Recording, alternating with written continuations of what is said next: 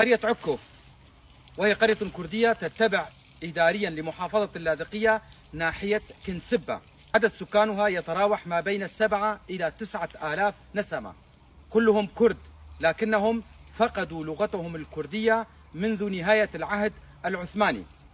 حينها تمت محاربة ومنع اللغة الكردية في هذه المنطقة، لتأتي الحكومات السورية المتعاقبة وتتبع نفس السياسة السابقة، فيفقد أهلنا في جبل الأكراد لغتهم الكردية.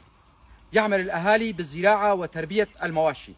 وصلتني هذه المعلومات من أحد أبناء المنطقة وأنا ألقيها بصوتي. أنا علي عبد الله كولو، محام من منطقة درباسية. أتمنى كما يتمنى كل الكرد الناطقين بالكردية أن يتعلم أهلنا في جبل الأكراد لغتهم الكردية، أن يتعلموها ويعلموها لأولادهم، وأن يسموا أولادهم بأسام كردية، فلغتنا الكردية كبقية اللغات هدية من الله وعلينا أن نتعلمها. دمتم أهلنا في قرية عكو.